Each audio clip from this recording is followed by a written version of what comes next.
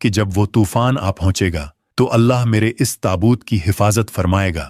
اب اس دین اسلام کی تبلیغ کی ذمہ داری تمہارے کندھوں پر ہے۔ شیطان سے ہردم ہوشیار رہنا اور میری دیگر اولادوں کو اللہ کے عذاب سے ڈراتے رہنا۔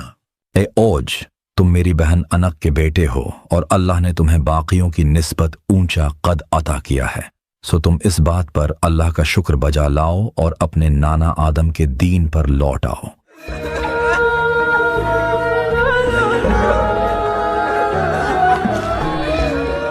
ہم عین وصیت کے مطابق انہیں یہیں دفنائیں گے۔ اے لوگوں، قریب ہے وہ وقت کہ جب میں بھی اس دنیا فانی سے رخصت ہو جاؤں۔ میرے بعد تم لوگ ان 50 صحیفوں سے جو مجھ پر نازل ہوئے ہدایت لیتے رہنا، اور بنی قابل کے لوگوں سے جتنا ہو سکے دور رہنا، کیونکہ شیطان نے انہیں بھی اپنی طرح بغاوت پر اتار لیا ہے۔ میں تم لوگوں کو ایک عظیم طوفان کے عذاب سے ڈراتا ہوں جو عنقریب بھٹکے ہوئے لوگوں کو صفائے ہستی سے مٹا دے گا۔ میرے بعد میرا بیٹا انوس میرا جانشین ہوگا، جبکہ تم لوگ دینی مسائل میرے دیگر بیٹوں ود، سوا، یغوس، یعوق اور نصر سے پوچھتے رہنا، بے شک یہ اللہ کے نیک لوگوں میں سے ہیں۔ یہ بنی قابل کے لوگ اس طرف کیوں آ رہے ہیں؟ یہاں ہمارے دادا آدم دفن ہیں، ہم انہیں اپنے ساتھ یہاں سے لے جائیں گے۔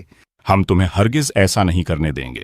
آدم علیہ السلام کی وصیت کے مطابق وہ یہیں دفن رہیں گے۔ شیس علیہ السلام کی اولاد نے کئی سالوں تک آدم علیہ السلام کے تابوت کی حفاظت کی، اور یوں کچھ ہی عرصے بعد شیس علیہ السلام بھی وفات پا گئے اور انہیں عراق کے شہر موصل میں دفنایا گیا۔ ان کے بعد ان کے بیٹوں اور پوتوں میں سے 5 افراد دین کی تبلیغ کرتے رہے کہ جن کے نام ود، سوا، یغوس، یعوق اور نصر تھے۔ ایک دن ان میں سے ایک ود عراق کے شہر موصل میں انتقال فرما گئے۔ اے ہمارے خدا مشکل کشا ود، ہماری مشکلیں آساں فرما اور ہمارے گناہوں کو معاف فرما دے۔ یہ تم لوگ کیا کر رہے ہو؟ تم لوگوں نے جناب ود کی مورتی بنا لی اور اب اس کی عبادت کر رہے ہو۔ ہاں تو کیا ہوا؟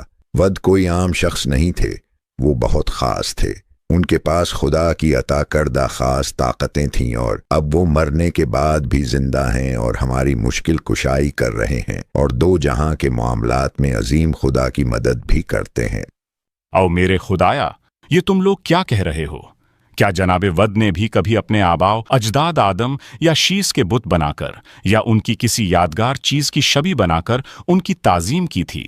اگر انہوں نے نہیں کی تو پھر تم لوگ کیوں ایسا کر رہے ہو؟ اور پھر یوں موصل شہر سے بت پرستی کا آغاز ہوا، اور شیطان نے بڑی ہی چالاکی کے ساتھ خدا کے نیک بندوں کو ہی خدا کا شریک بنا کر پیش کرنا شروع کر دیا۔